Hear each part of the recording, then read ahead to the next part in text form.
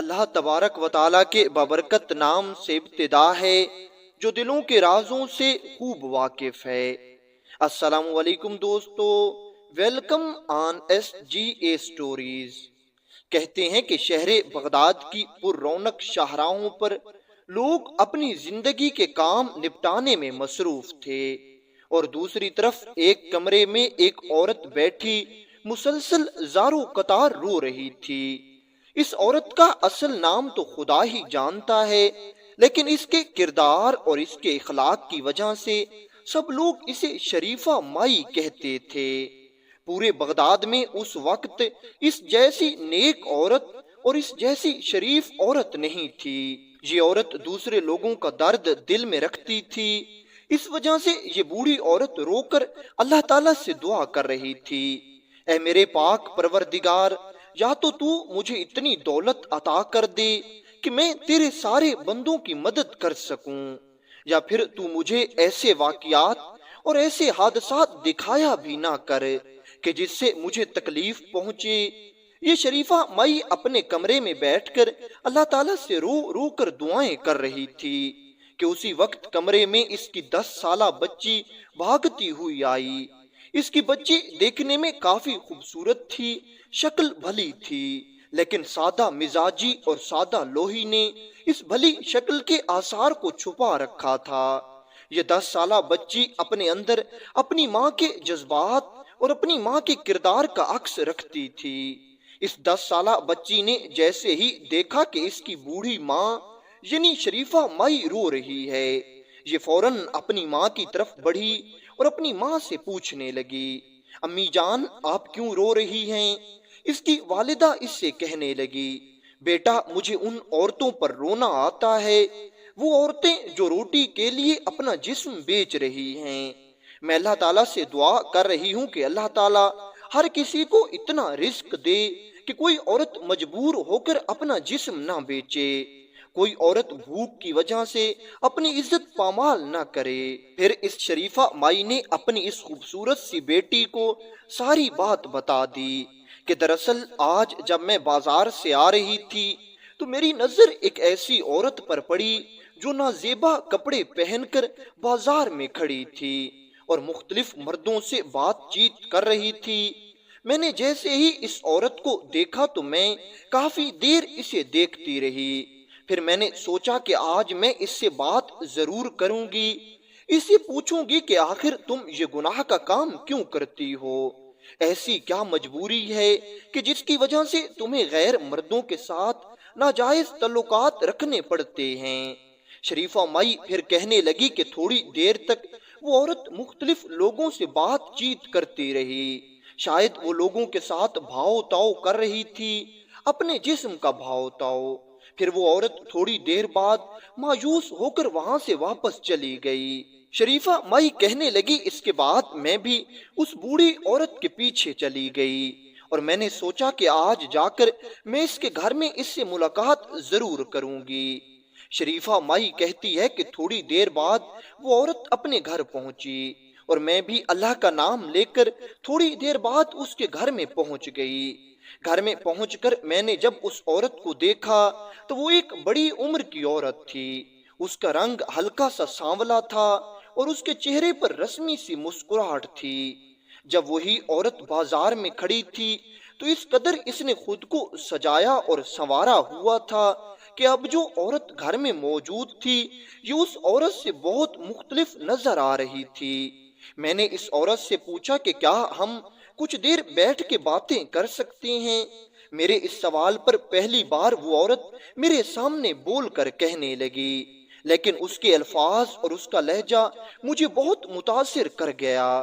وہ عورت اتنے پیار سے مخاطب ہوئی اور اس نے اس عزت کے ساتھ مجھے اپنے پاس بیٹھنے کو کہا کہ میں اس کی دیوانی ہو گئی۔ باتوں سے لگتا نہیں تھا کہ وہ ایک کنجری ذات ہے۔ خیر ہم دونوں آپس میں باتیں کرنے لگیں۔ تھوڑی دیر بعد باتوں میں نے اس عورت سے پوچھا کہ کیا تمہیں غیر مردوں کے ساتھ ناجائز تعلق رکھتے ہوئے شرم نہیں آتی؟ میرا یہ سوال اسے اتنا چبھا کہ اس کی آنکھوں میں آنسو آ گئے۔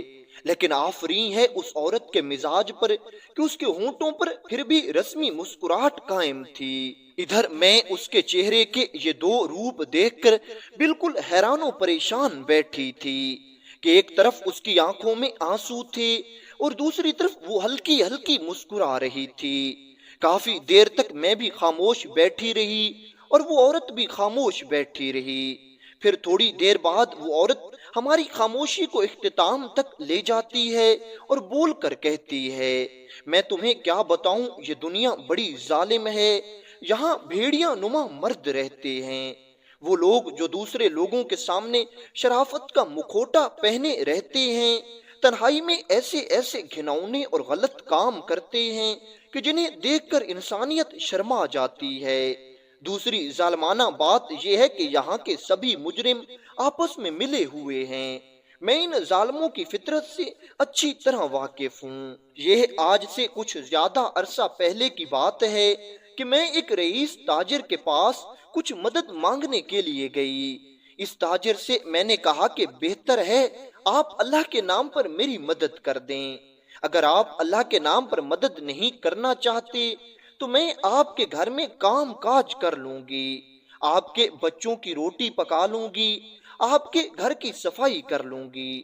آپ مجھے اس کے بدلے میں فقط اتنے پیسے دے دینا کہ جس سے میں اچھا کھا پی سکوں اور مناسب پہن سکوں۔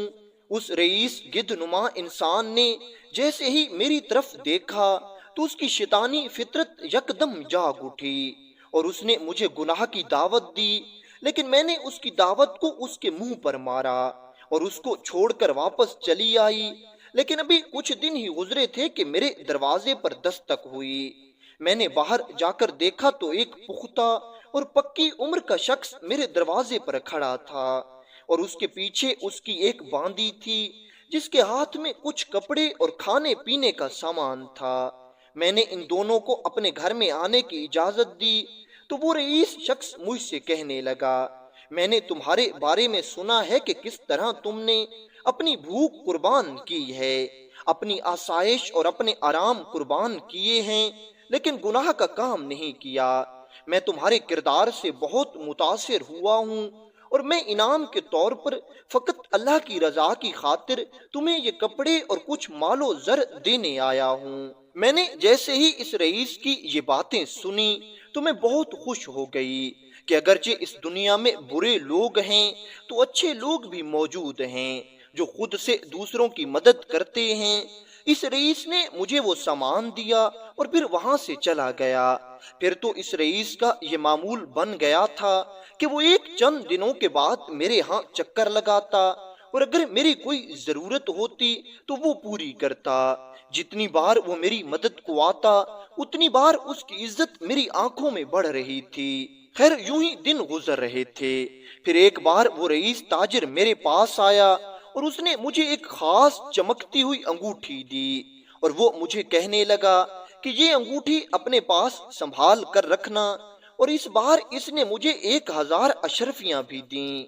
خیر وہ دن گزر گیا اور اگلے دن صبح کو ہی اس رئیس شخص کا قاصد میرے پاس آیا اور اس نے مجھے کہا کہ مالک نے آپ کو اپنے گھر بلایا ہے۔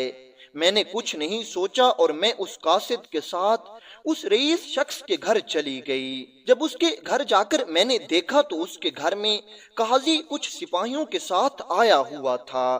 معلوم ہوا کہ اس کے گھر میں چوری ہو گئی ہے، پوری 1000 اشرفیاں کسی نے اٹھا لی ہیں۔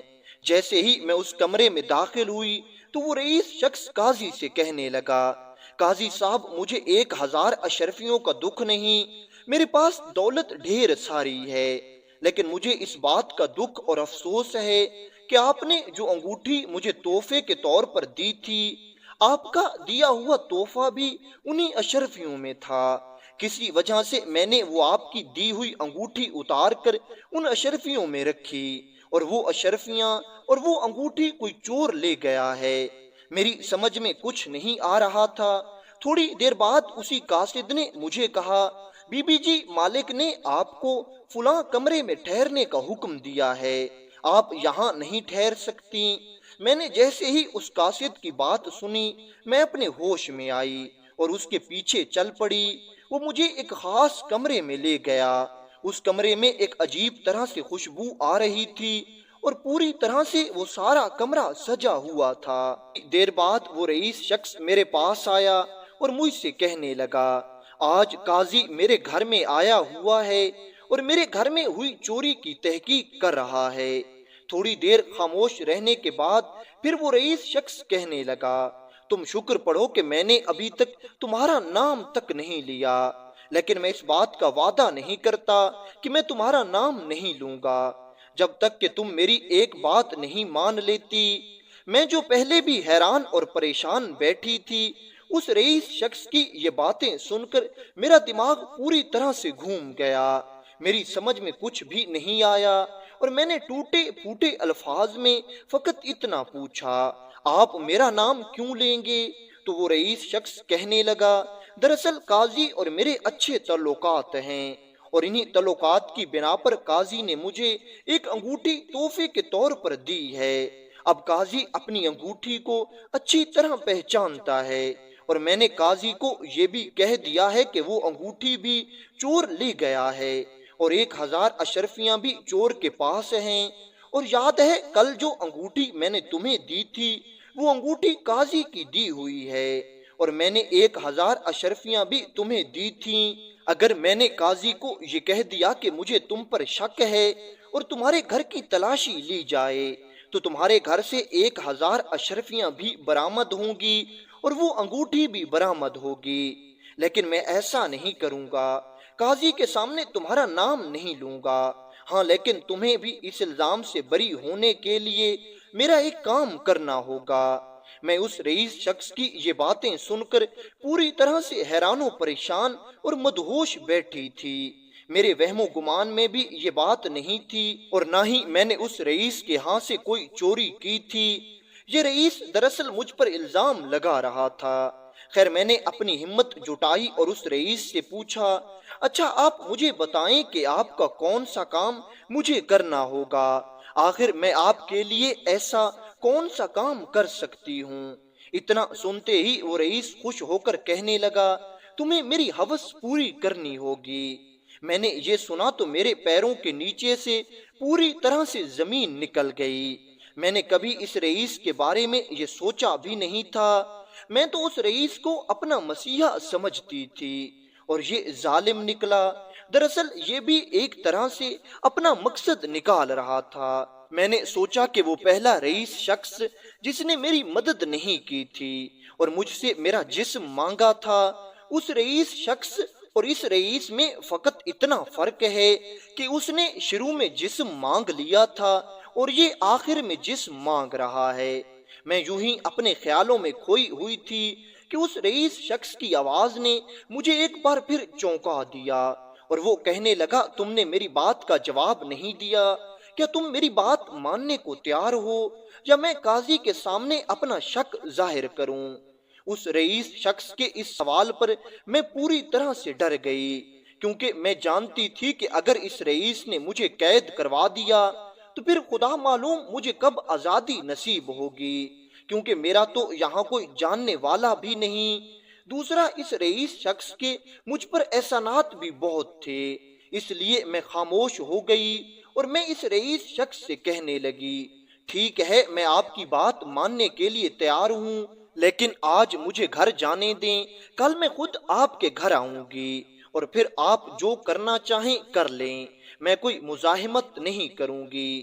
میری بات سن کر وہ رئیس شخص بہت خوش ہوا اور شیطانی ہنسی اس کے چہرے پر پھیل گئی۔ ابھی ہم دونوں میں یہی بات چل رہی تھی کہ اسی وقت قاضی بھی اپنے سپاہیوں کے ساتھ اسی کمرے میں آ گیا۔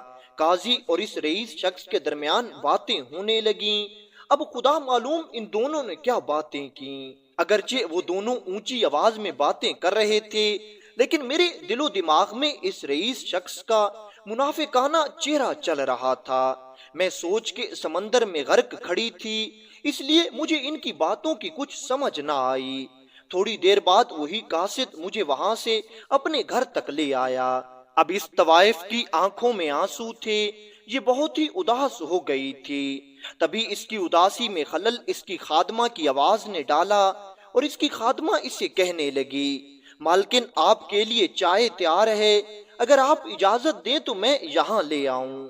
مالکن کچھ دیر خاموش رہی اور پھر اپنے آنسو صاف کر کے کہنے لگی، تم تھوڑی دیر بعد پھر آنا، میں تمہیں بتاؤں گی۔ دوسری طرف بیٹھی ہوئی شریفہ مائی بھی اسی طوائف کے بارے میں کافی دیر سے سوچ رہی تھی، اور ابھی بھی شریفہ مائی اسی سوچ میں گم تھی کہ اس طوائف کی آواز نے شریفہ مائی کی سوچ کے تسلسل کو توڑ دیا، اور یہ طوائف کہنے لگی، مائی آگے بھی سنو، میرے ساتھ کیا ہوا۔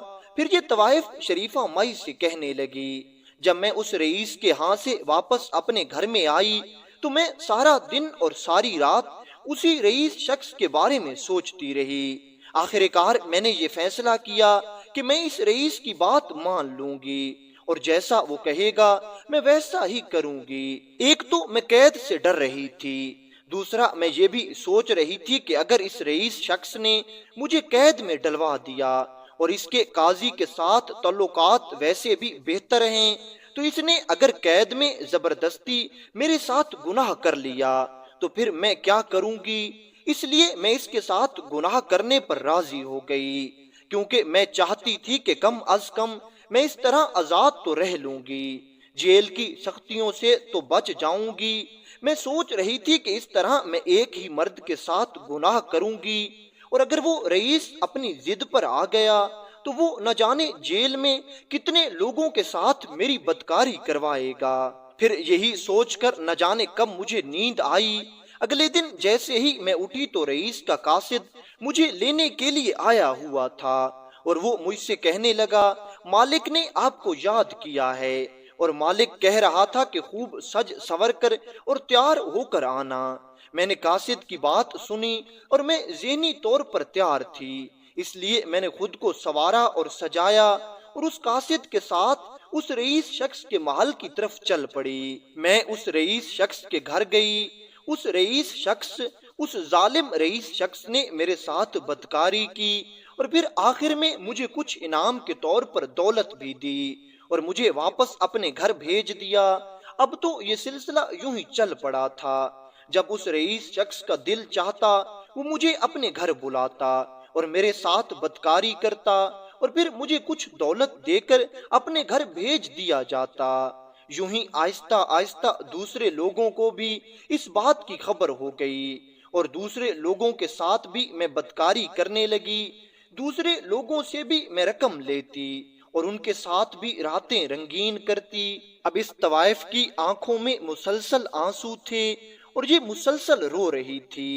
پھر یہ طوائف شریفہ مائی سے کہنے لگی، یہ تھا میرا ایک ماضی، پھر اس کے بعد میں نے کچھ عرصہ یوں ہی زندگی گزاری، اور پھر میں نے اللہ کے حضور توبہ کر لی، اور اب تو میں ان سارے کاموں سے پرہیز کرتی ہوں، اور اب تو میں نے سارے برے کام چھوڑ دیے ہیں۔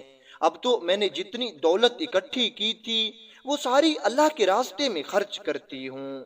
اب میں کبھی کبھی بازار کا چکر لگاتی ہوں تاکہ میں دیکھوں کہ کوئی اور لڑکی ایسی نہ ہو جو اپنی بھوک کی وجہ سے اپنا جسم بیچ رہی ہو۔ میں چاہتی ہوں کہ کوئی اور میری طرح کے حالات سے نہ گزرے۔ آج بھی میں بازار میں گئی تھی کسی ایسی لڑکی کی تلاش میں جس کی میں مدد کر سکوں، لیکن افسوس کہ آج مجھے کوئی بھی ایسا نہیں ملا جس کی میں مدد کرتی۔ بس یہی کہہ کر اس طوائف نے ایک ٹھنڈی آہ بھری، اور پھر اس کی آنکھوں میں آنسو آنے لگے۔ اس کے آنسو مسلسل بہ رہے تھے، لیکن آفرین ہے اس اللہ کی بندی پر کہ اس کے ہونٹوں پر مسکراہٹ بھی قائم تھی۔